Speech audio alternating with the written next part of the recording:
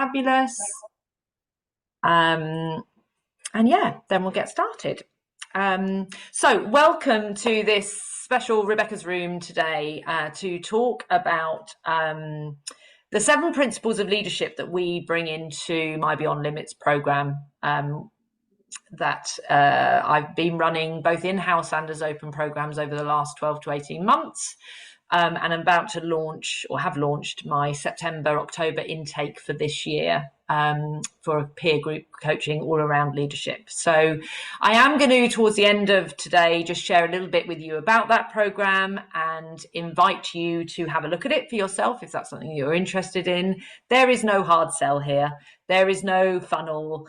There is no obligation to follow up on that. It's just that it is something that I have to offer. It's a really valuable program. The feedback from both my in-house and open sessions programs is fantastic, and people are making real shifts in their leadership, in their lives, in their business. So it would be amiss of me not to share that with you, but there will be no hard sell. Okay, so so you're aware of that. But what I wanted to share today really was around the idea of these 7 principles. But before we get started, let's just do a quick round, as there's not many of us, just to, if you're willing to. If you can't for any reason, if you're in an open office or anything like that and you can't, then please just let me know in the chat. But if you're open, just come off mic and just introduce yourself. Then we'll have a look at these principles and we can get involved. So Anna, you've obviously tapped something in the chat already. Georgia, you've just finished. So Anna, would you be okay to come off and just share with us sure. a bit about yourself? So I'm Anna. I'm originally from London. I relocated to New York last year with a global recruitment agency that I work for. What can I say? New York is such a busy place. It really is true about a New York minute. And I'm normally really measured and thoughtful in my leadership style and what I do. Here, sometimes things are a lot more reactive than strategic. And I just think the world's been crazy with the market and just we've ridden the COVID wave and now we're fending off a recession wave. And just, I saw your post. I used to do quite a lot of Simon's events and just thought, actually sometimes it's really good to just pause briefly and reflect and get back to the core. Perfect. Well, welcome, Anna. It's lovely to have you here all the way from New York. And yes, I think, like you say, that chance to just pause and reflect. We are living in a crazy world. New York, I've only been to once, but I can imagine, I know Kate has been there recently. Trying to work and live there is very different to visiting. And as you say, there's a lot going on in the recruitment world at the moment, which is a reflection of what's going on in the bigger world. Because obviously that's what we're tapping into when we're recruiting people. So obviously we're going to be affected by that. So great to have you here. Hopefully we'll give you a little bit of chance to sort of land today, and to just reflect for yourself. I think sometimes when people come on things like this, they think they're always going to learn something new. Or they're going to realize something they haven't been doing, or they're going to, have a long list of things to go back and put in place. And that's not always the case. Some of this is unlearning stuff that we've picked up. Some of it is just remembering. And some of it is actually acknowledging and appreciating ourselves for what it is that we are doing, right?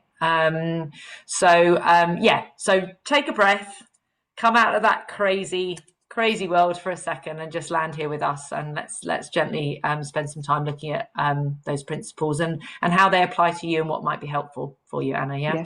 And please do at any time, come off mute and ask questions or share or join in. Please do. Cool. Thank you so much, Georgia. So just having a quick look at you, but you can explain. Lovely to see you. Georgia is not very far from me. I can probably wave at her from here. It's only a mile or so up the road. So lovely to have you here, Georgia. Thank you. Probably could shout at each other if we tried really hard and the wind was in the right direction. We probably could, yeah. I'm probably having a cynical week, really. But also as I get older and older and older, I've written in my thing, I think leadership is an interesting thing, because I think you get archetypal or stereotypical leaders who are actually just control freaks, who just want to tell everybody what to do, and I don't know why they want to do that, but I think you find true leadership is often not people who are titles. They're not a manager, they're people that are inspiring, who are, I think, gentle and those kinds of things. So, and I know that, I'm getting a lot older, and it appears to be that cynicism is just a symptom of age. Yeah. And I was always probably an anarchist, anyway, but it's so I'm very interested. I am interested in everything Becky has to say, because we're probably not in similar people in any kind of a way. Actually, we just know each other. Yeah.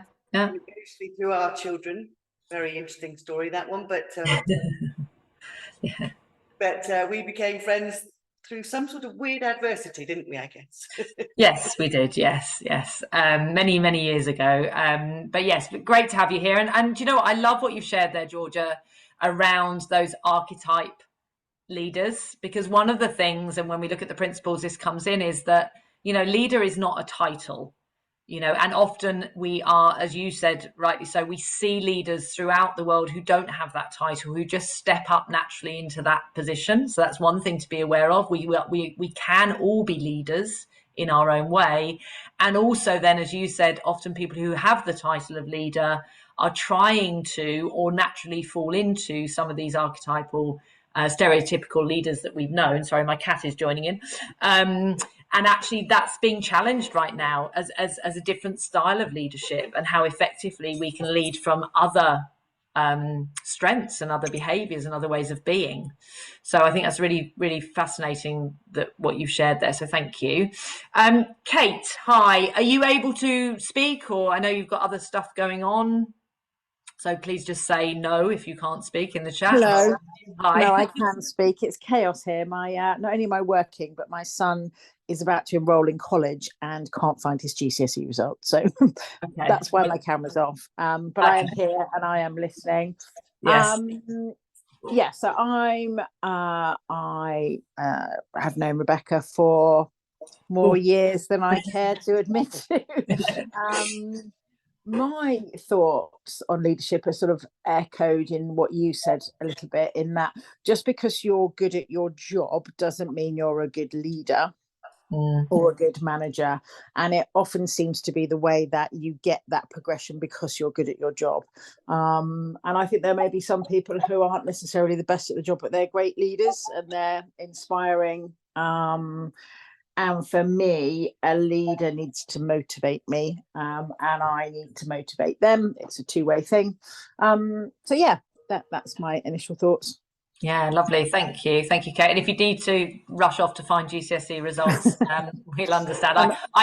I literally had a call from my son who's just finished his GCSEs a minute before we came on, because he's trying to fill in his school application. So totally empathise with you. I'm hoping he won't ring again while we're on this call. Yeah, I know. So so we've got a needy dog. Yeah, we've got a needy cat here. So we've got all the animals represented as well. So let's have a little dive in. I'm not good on tech, so I'm hoping this is all going to work. So I'm just going to share my screen. Let's just dive into these principles that I have shared. Let's see if this is going to work. Please tell me if you can see a screen with the principles on. Yes. Yes, perfect. Great. Okay, a thumbs up, or tell me if you can see it.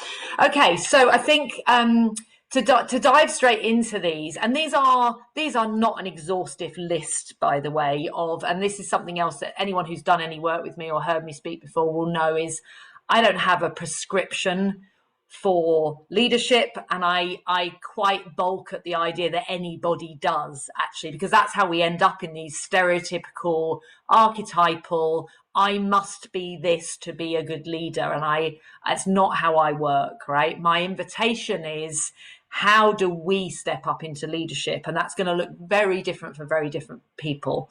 And in my individual coaching and in my group programs, there is space for everyone to be their own leader.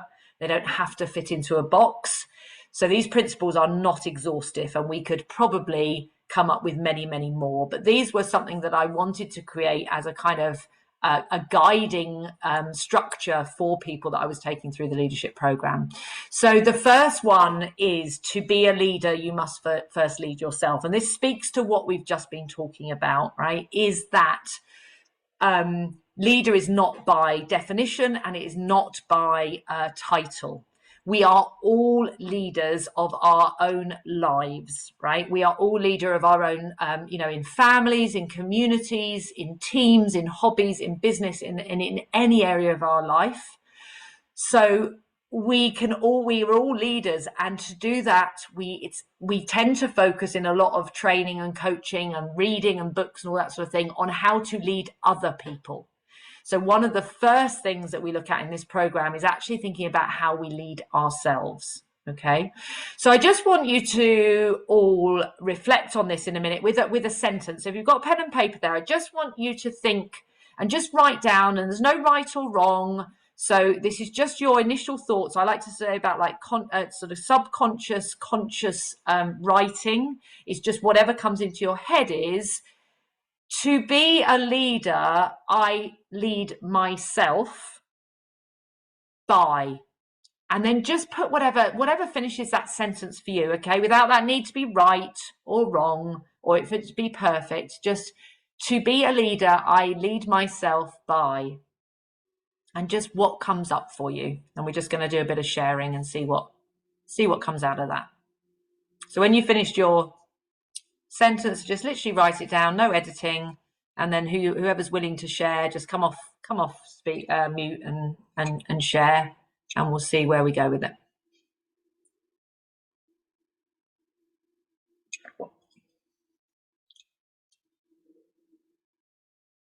And let go of any, like I say, let go of any need to be right, let go of any need to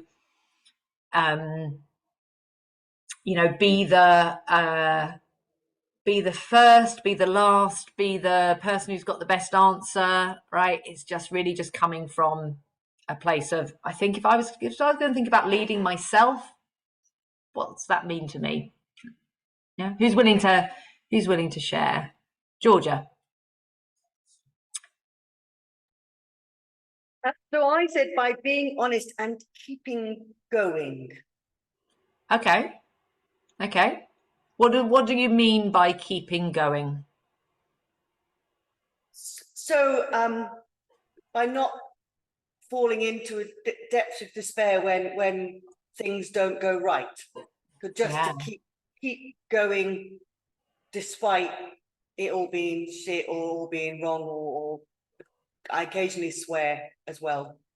Swearing's welcome here. If anyone has an objection to swearing, you're probably in the wrong room. So I'm sure, but I don't think anyone here will have an objection to that. Yeah, I love that, Georgia. And that is one of the things that we talk about, is how do we as a leader, keep going, because life happens. Things go wrong. We make bad decisions. We make bad choices. Other people make bad decisions, make bad choices. Things do not necessarily go the way that we want them to go. And I think that is really important, that keep going, and what do we need to do to support ourselves in that. And interestingly, those of you, well, Kate and Georgia know me well, and Anna, I think you've been on some of my stuff before. I have this theory, right? I love books, I love reading, I read a lot, and I have a theory that if I just have enough books around me, I learn by osmosis. Okay, so I have thousands of books around me that I just absorb. But I also have this habit of just going to a book and opening it, getting drawn to a particular book and opening a particular book, knowing that there is something in what I'm about to read that is helpful. So I did that this morning in preparation for this, and there's a couple of books that I will share with you, but one of them is this book called The Leader and the Coach, which is written by Steve Chandler, who's known as the godfather of coaching. I've done a lot of his work. I work with a lot of coaches that have worked with him. I've also worked with the coach that coaches him, Steve Hardison. And so this one just sort of stood out to me today, because if we are leading ourselves or other people, there is an element of coaching that we do for ourselves and others, right? So this really spoke to me this morning. And the page that I just marked, actually, to read to you, so I just opened a random page, completely speaks to what Georgia's just spoken about. So I'm just going to share this with you. So it's a quote, first of all, which I love a quote. So don't take anything personally. Nothing others do is because of you. What others say and do is a projection of their own reality, their own dream. When you are immune to the opinions and actions of others, you won't be the victim of needless suffering. And that comes from Don Miguel Ruiz. And what I'll do is when I send out the recordings of this, which you will all get as registering, I will put these quotes in there so you have those to look back on. Now, the reason that quote came in was on the back of this little snippet from the book, which is the bit we talk about this keep going. So coaching clients away from personal blame. I think as a leader, as soon as we decide we're a leader, whether for ourselves or others, I think blame comes in. Right, we feel like we may be blamed, or we may blame ourselves. Okay, so this is just a bit from the book that I want to share with you. A client told me she wasn't doing a good job leading her weekly team meetings. She admitted showing up late sometimes and rarely showing up prepared. She often thinks of important things to talk about to everyone while in a meeting, or even a day or two after it's over.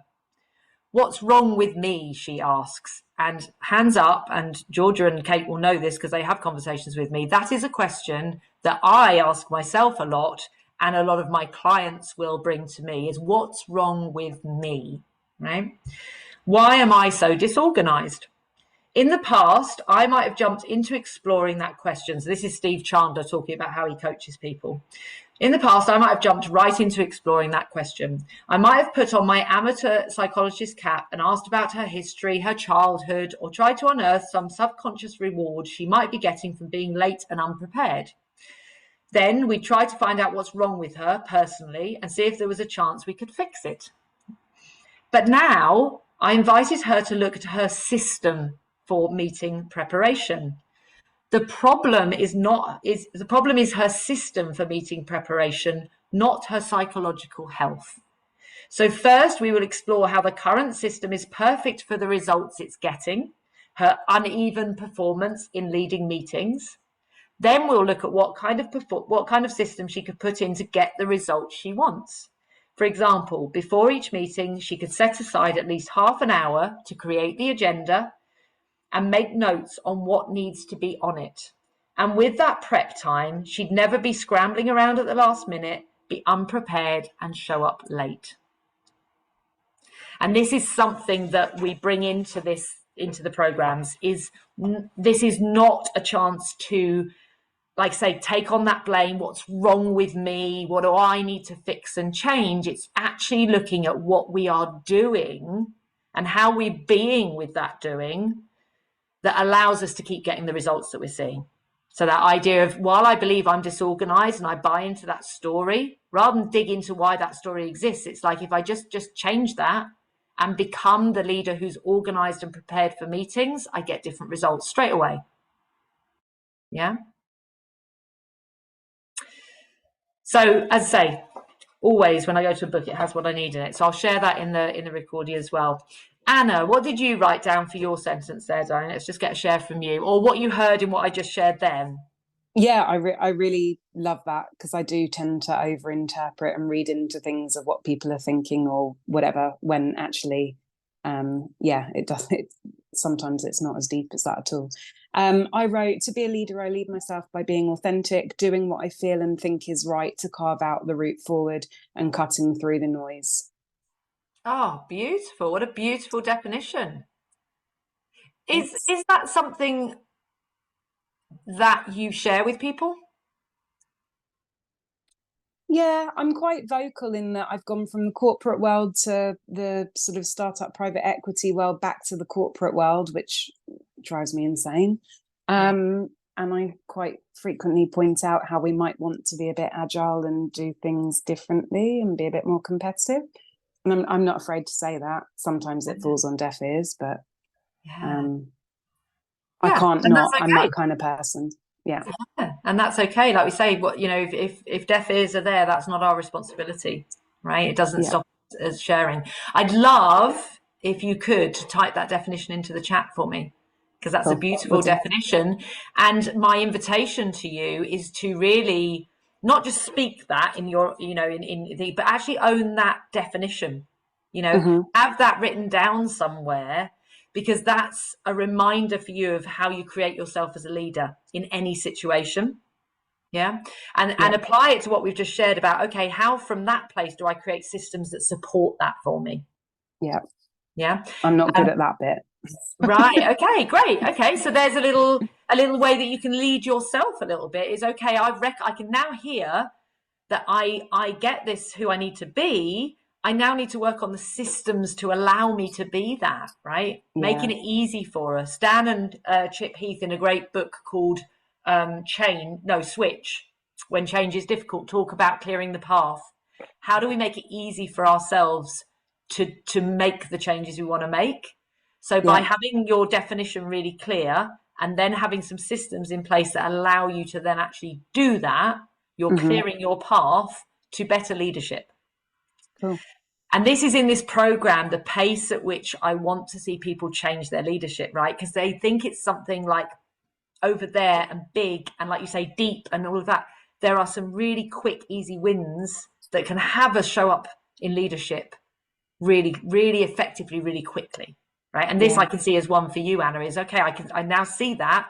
What are those little systems I could put in place that converts what I know I am into actually the action that I'm putting out in the world? Cool. Yeah. And if you need some help with that, further than what we have a chance to talk about today, reach out and we can jump on a call and we can help you get those systems in place. Great. Thank you. Fabulous. Thank you for sharing. Georgia, your hand sprung up there. Oh, can't hear you. There you go. It did, because I was triggered by the phrase, what's wrong with me? So Becky knows I was diagnosed late in life as an autistic person, and I had spent a lot of my young adulthood, because I was, a manager for quite a lot of blue chip companies, and I'd been in the traineeship, and I spent a lot of time with people telling me what I should be doing and how the sort of things I should be saying and how I should be acting. And it caused me a lot of grief, because I started to think there was something clearly wrong with me. And there isn't.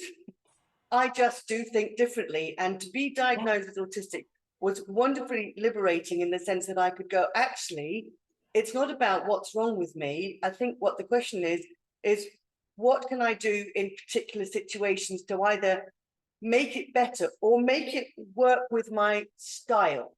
And I think that, there's a lot to lose by saying what's wrong with me. And the other thing I've got is my son is quite deep at times, but when he was younger, and I've seen a lot less of it recently, thankfully, but when he was younger, if he did something that was wrong, or he made a mistake, or he did, what little boys do when they're 7, 8, 9, and 10, and they just,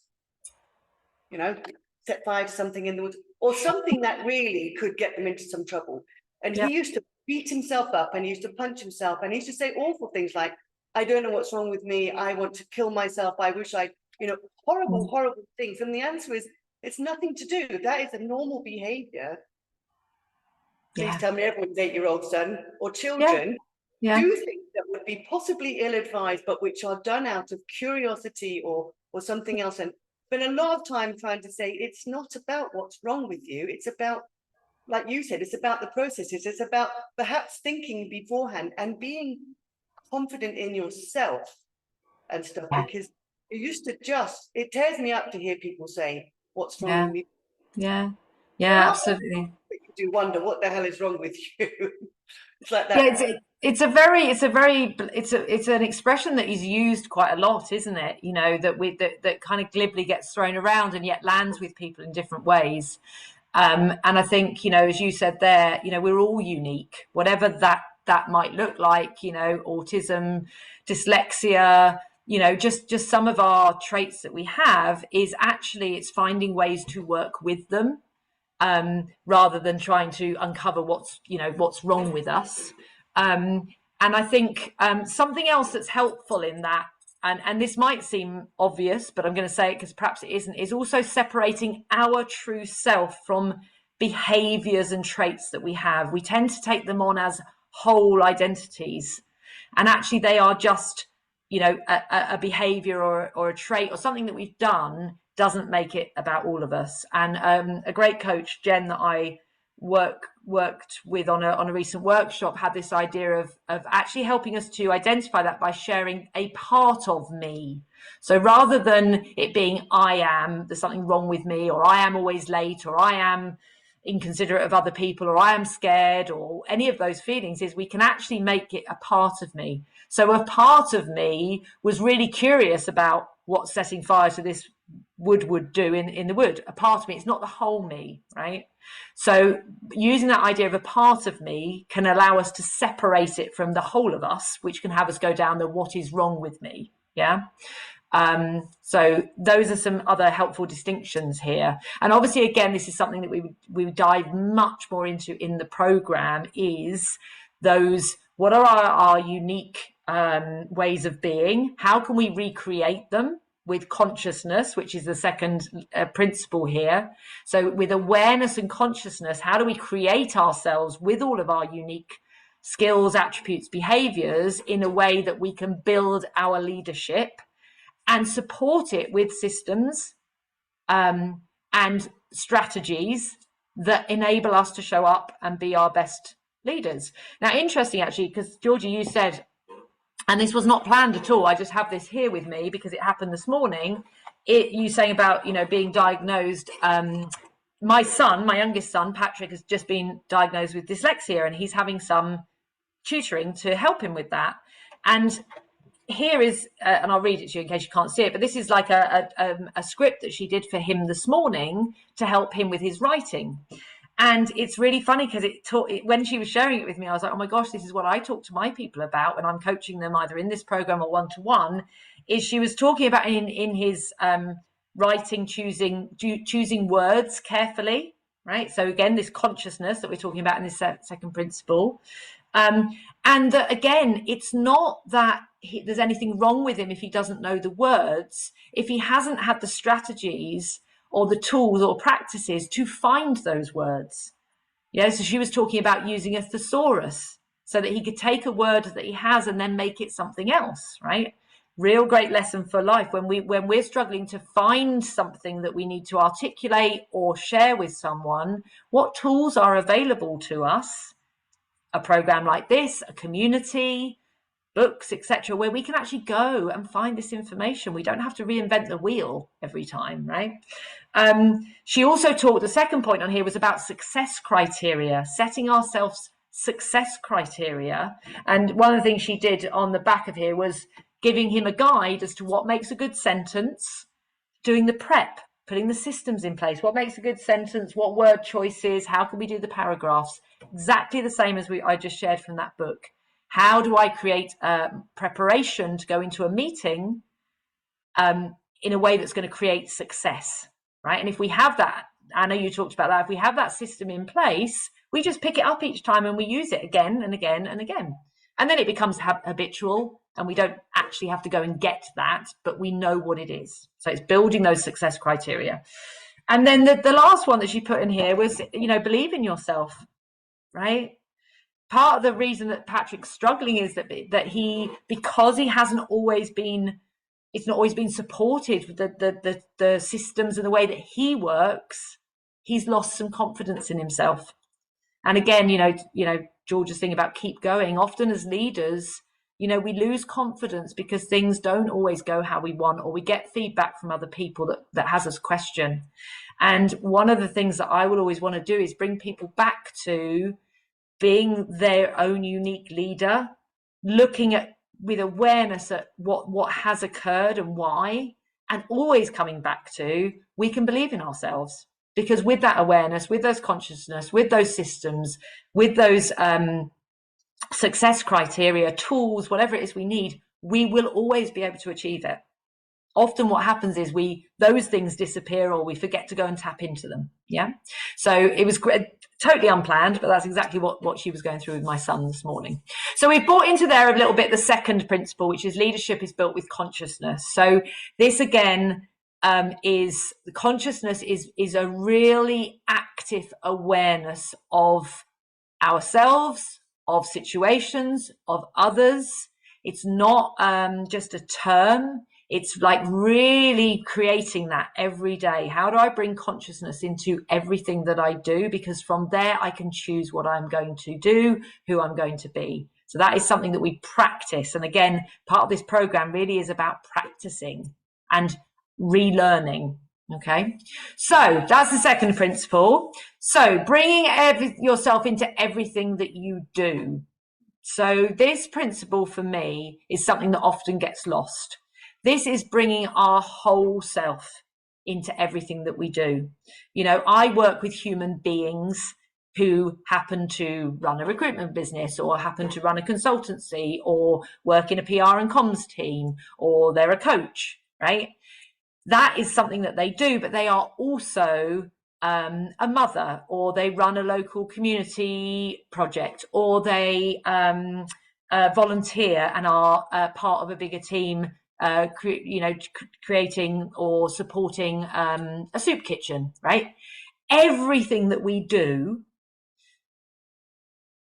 is in everything that we do, right? And I think one of the things that's happened, especially over the last since industrialization, which is quite a masculine energy, is we compartmentalize things, and we're asked to compartmentalize things. Kate and I started our career together in Hayes, and we were told that in recruitment, being a people person was a bad thing.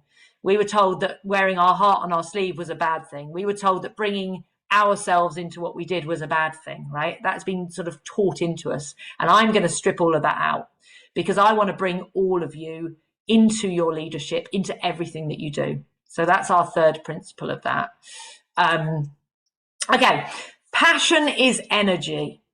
Okay, we're going to do another sort of writing exercise on this and some sharing.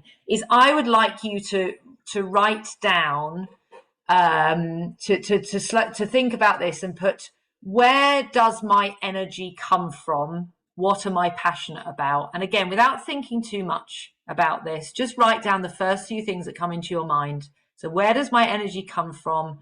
And where am I passionate? Where does my passions lie? And we'll do a bit of sharing on this one, because I think this is a really exciting one that we often forget. Again, passion is one of those things we're often invited to not bring into our leadership.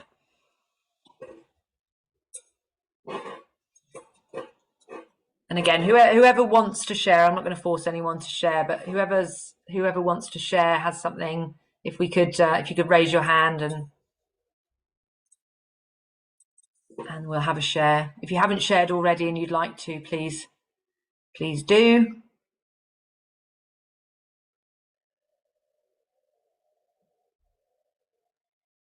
I don't mind jumping forward.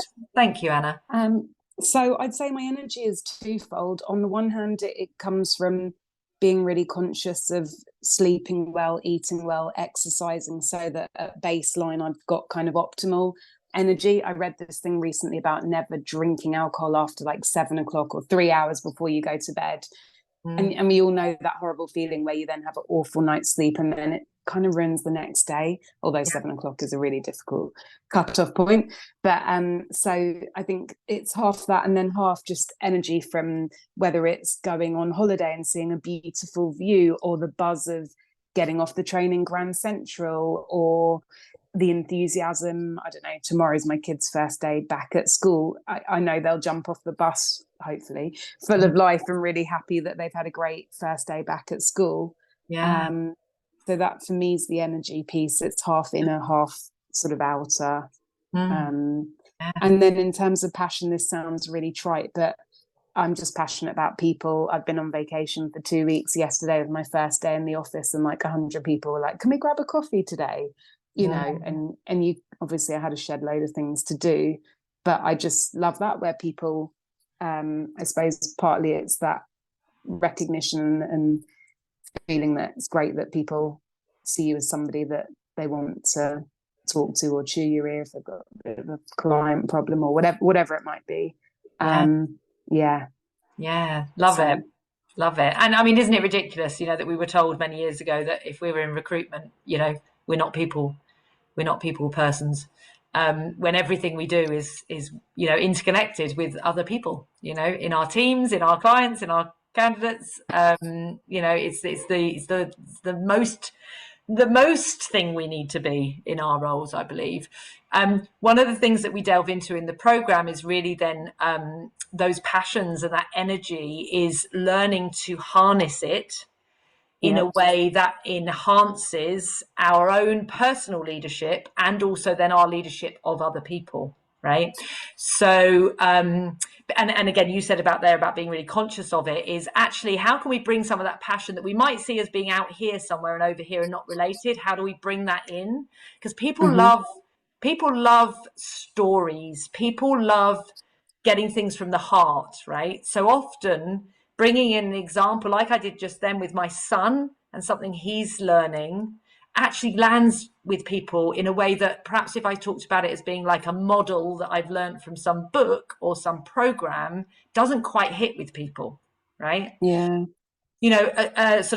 Connecting with, Georgia and her experience, or my son and how he's learning to deal with his unique special gifts, actually can have someone go, I get it, right? I really get it.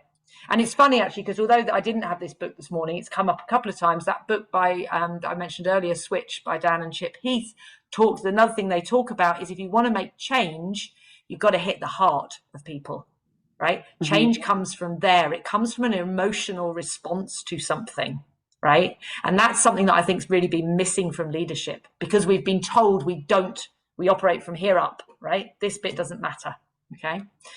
Which leads me to another share, very poignantly, which is from another book, which I'm delving into at the moment, which is called Lead from the Heart. Again, I'll share all of these with the email you get with the recording.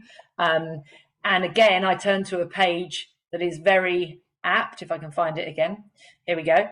That talks to that idea of connecting with our passion, with our heart-led leadership, right?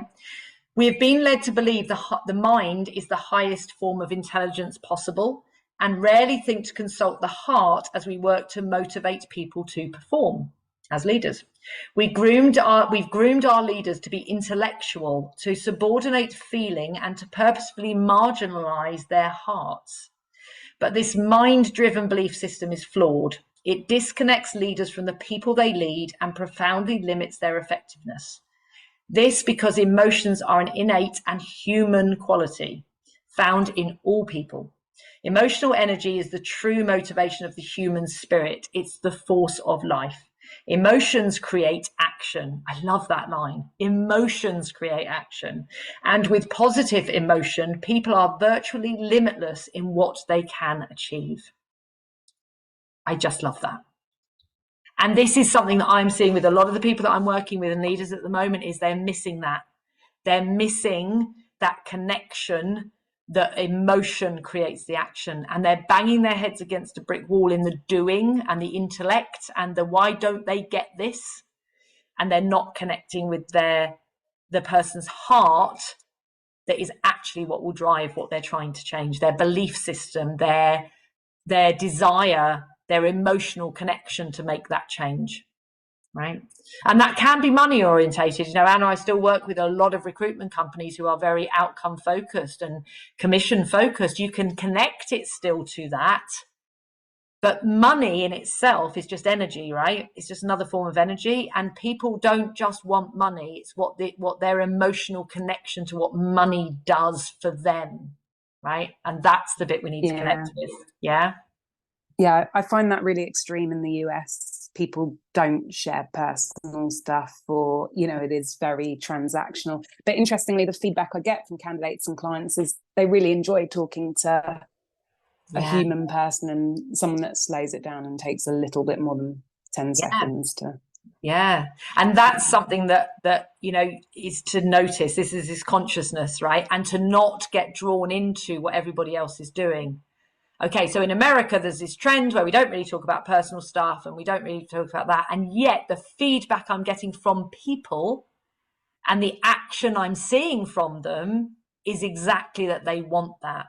And often in a market where they're not getting that, because it's a very human need, people literally will get drawn into it because often they don't know that they're missing it until it's put in Yeah. front of them, right? True. So you know what, Anna, you've got that naturally. If you've got people that you're leading, how can you get them out of that cultural norm that they might have got into, which is we can't bring our hearts into this, and encourage them to, and let them experience how people respond to that. Yeah, because everyone's human, right? And most of the time we've learned to not be connected to our emotions. It's a learned behavior. It's not our natural desire. So we want to teach them to unlearn, and we want to catch them a little bit unawares, and they go, oh gosh, it's so lovely to talk to a human being. Yeah. And once we know that from them, what we now know is emotion drives action. So now you know that you've got, that you've connected with them emotionally. When you start saying to them, right, I've got these great clients I need you to go and meet, or the other way, I've got these great candidates, they are going to believe you, and they're going to drive their action from that connection.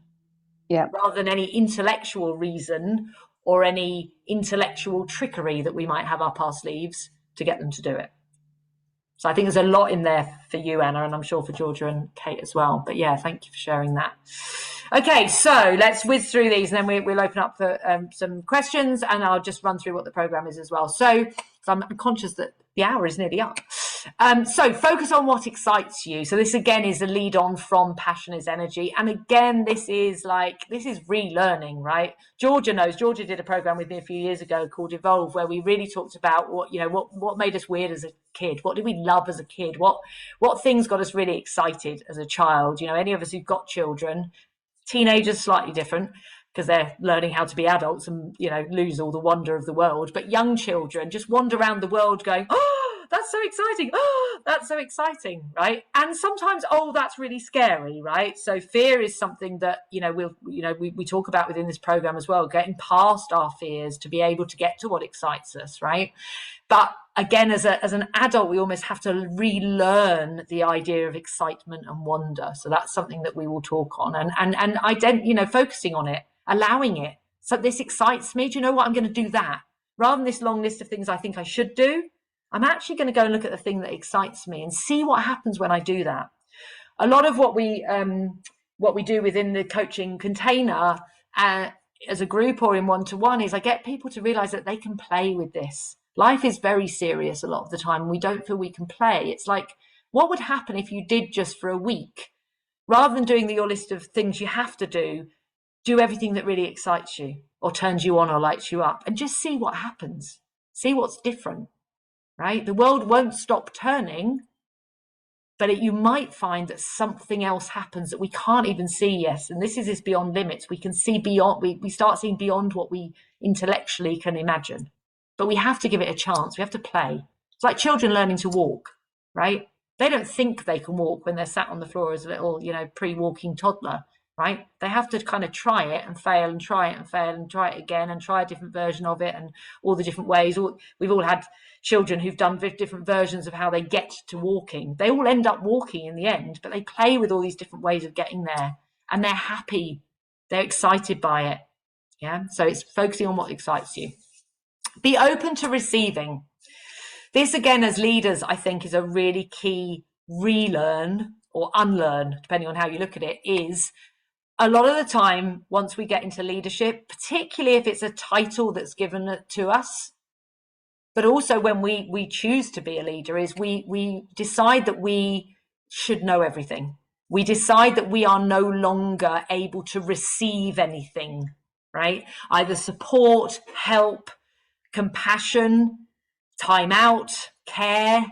Anna, you mentioned earlier about looking after ourselves, advice, guidance, coaching, whatever it might be. And so one of the things that I want to do with people in this program and who work with me is really be open to always being able to receive support, even as a leader. The greatest leaders stay open to learning, to support, to guidance, to help, to whatever the universe or anything more practical has to offer them. But often as leaders, we shut down to that.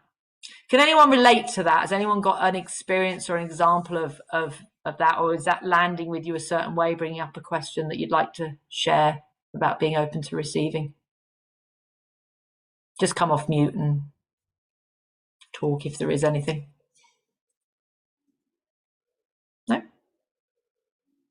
Oh, yeah, Georgia, go.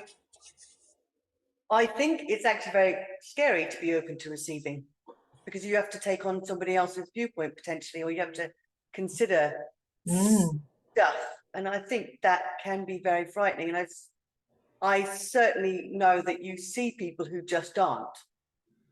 And you think, you want to just kind of punch them possibly. Be open to receiving a punch in the face.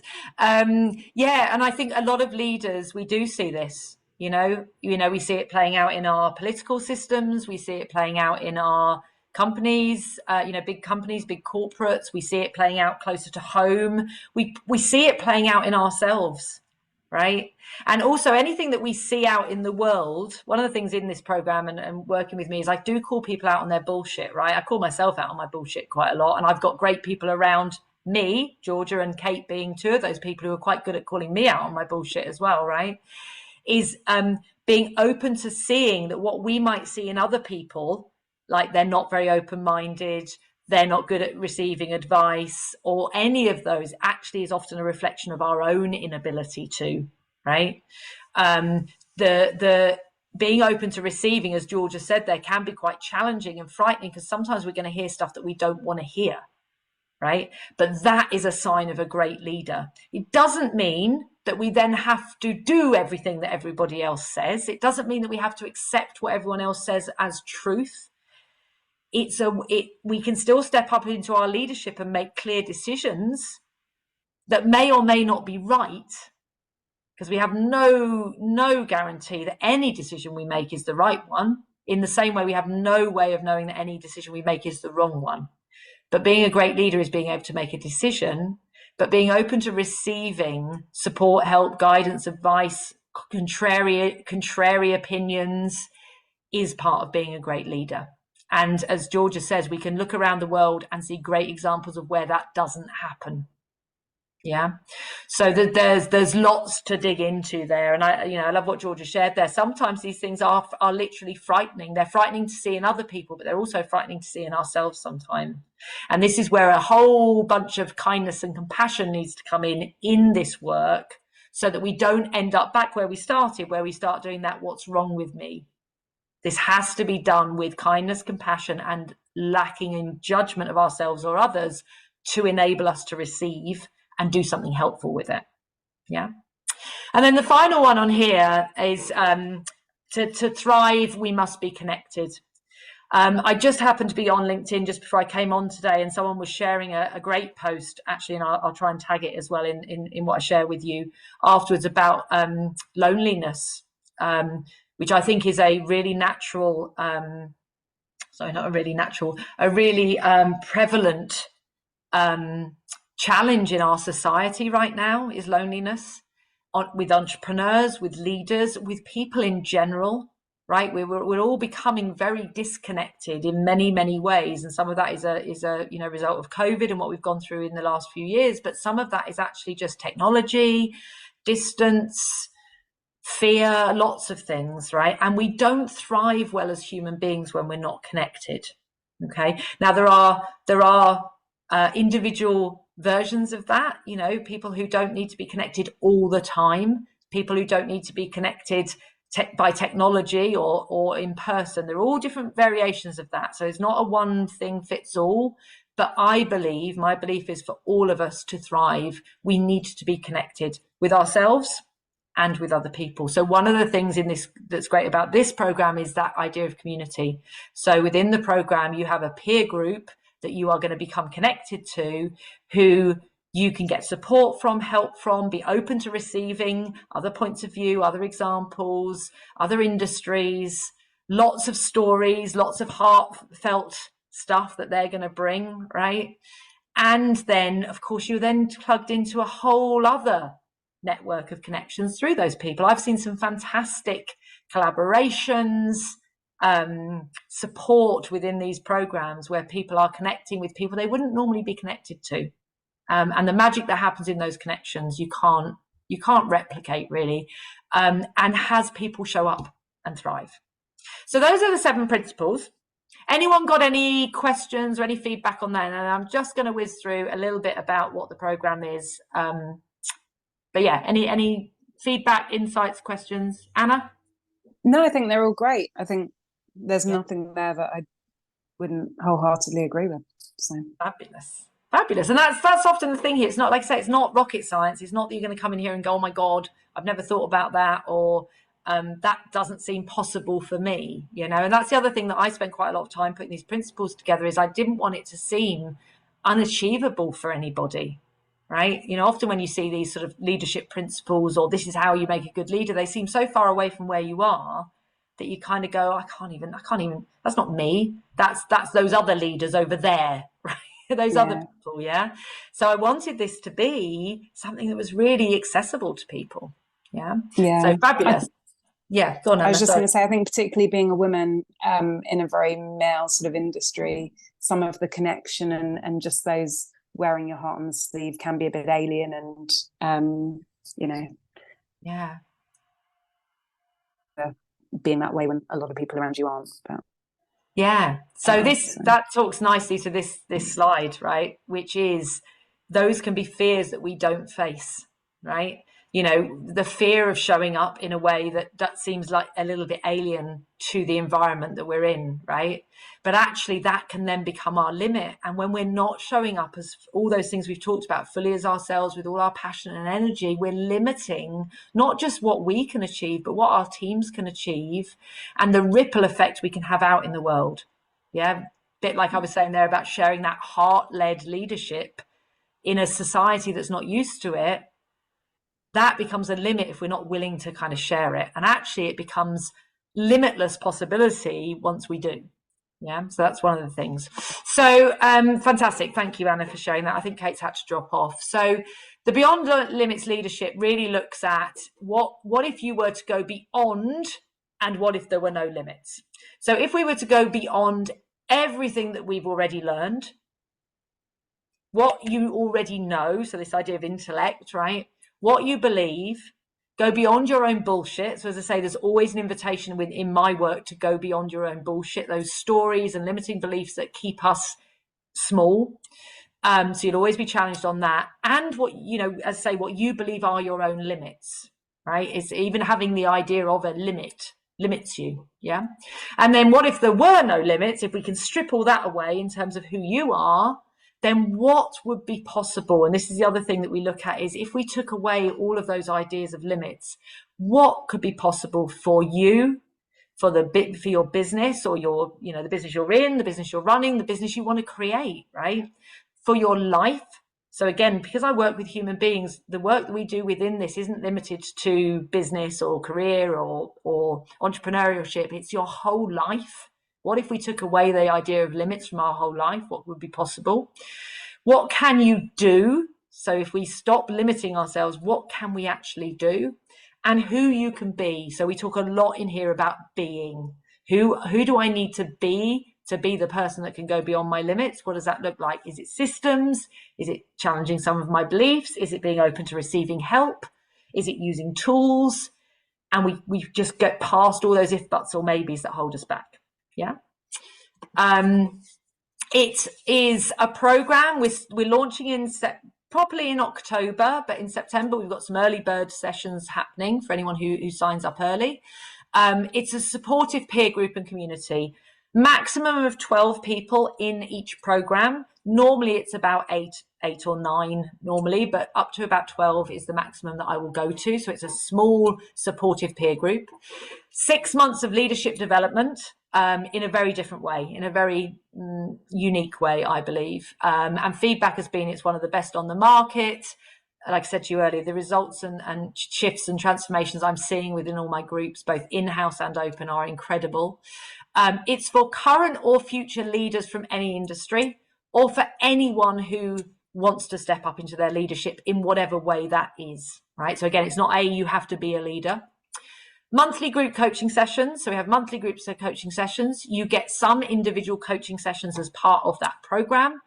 We have monthly accountability sessions. So in the coaching sessions, we're going to be doing a lot of exploring and discovery. We're going to agree some things we're going to go away and do. And then we're going to come back and be accountable to ourselves and each other's, because that's how we get transformation, when we actually go back and do what we're talking about and put it into place in the real world. I don't want it to stay theoretical. And then, as I say, there are some bonus sessions for any early bird signups. So that's the program. I don't think there's anything else in there. Yeah, this is really an invitation into, you know, how could you get out of your own way? What if your leadership was limitless? What would that mean for your business and life? And how would that change the game for you? And this slide, I just wanted to share, because one thing as leaders, whether it's, you know, whether we're leading ourselves, whether we're leaders by title, is often we don't invest in ourselves. So how can we love ourselves? It always comes back to love, right? Always. How can we love ourselves enough to invest in us, right? Give ourselves permission to take the time. Doesn't always have to be money, but to take the time, the care, and the attention, the consciousness, the awareness that we deserve, so that we can show up and thrive in our lives, right? And I think that's something that often when we end up being leaders, we can forget. Yeah. So that's really what I wanted to share today. I'm just going to try, let me again just test technology here, and again I will share this with you afterwards. Let's just stop that share for a second. I'm just going to go and find the web page. Bear with me. Oh, no, that's not it. Okay, something's happened here. Bear with me. And while I'm just finding that, I would just like to say thank you so much for taking the time to be here today, for all your shares and yeah, your discussion, your input, your willingness to show up and be here, not really knowing what was going to happen while you were here. It's great. So let me just see if I can share again. Here we go. And again, I will put this in the email, and please do go and have a look. And so can you see my webpage? Yeah. So this is the page on my website that tells you a little bit more about the program. And I just want to scroll down, really. There's a lot in there that we've shared about, you know, what the program's about, who it's for. So this is for anyone in leadership. But at the bottom, the important bit here, I guess, is what that investment is and what that program looks like. So just to flag that to you, go and have a look at it and think about that idea of investing in yourself, in you know, in time and attention. So we've got 3 different versions of the program that we can run. So the first one is the most, the cheapest of the options, which is really you just come along for the group sessions. Okay, so you'll get early birds if you sign up, but it's 2,895, which you cannot get this kind of program at that cost anywhere else. I guarantee you, not of the level and the value that you will take away from it, and the ability for you to really show up in the program being the leader you want to be. We've then got a gold package, which means you can enhance that by adding some individual coaching sessions to your package. So you get all of the group stuff, and you get 3 sessions with me during that 6-month program to really sort of bespoke and tailor what you're learning and put it into real action for yourself. So that's a way that you can further enhance it. And then if you really want to go full out on this, you can sign up for our platinum level. So again, this is such good value. I love doing group work with peer groups, so I have really tried to make this as affordable and accessible to people as I can. This one, essentially, you get the 6-month program, but what you get then is you get a full 12 months of support from me, and you get 8 individual coaching sessions to be spread out over that 12 months. So you have the 6 months working with the group. You then have another 6 months where you can put those individual sessions. And what you learn in this year working with me will change your leadership moving forward for many, many years after that. So it's a massive investment in yourself for a year, but that will pay and have ripples forward into your leadership in whatever it is you do. You can change jobs, you can set up your own company, you can go and do something completely different. You can decide you want to go around the world for a year, right? It wouldn't matter what it is, but it will change how you show up in your leadership. So those are the 3 options that we have available to you. As I said, this is not a sell, it's an invitation. I don't do selling. I strongly believe in this program. I strongly believe in the work that I do with people. And it's something that I'm passionate about. I hope you can feel that from me. That's where my energy is and what excites me. So that's what I do. That's what I do. That's what I create in the world. I follow my own principles and I show up and I create something that I can share with other people.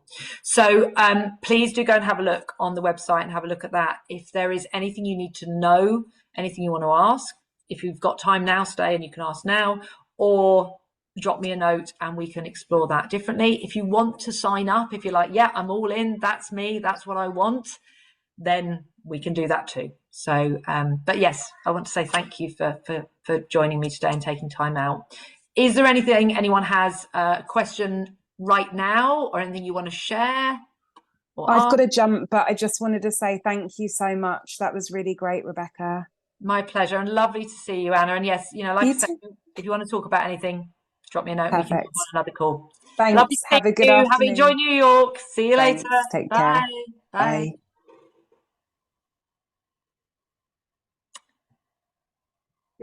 Just me and you now. Just me and you. I'm going to stop recording now.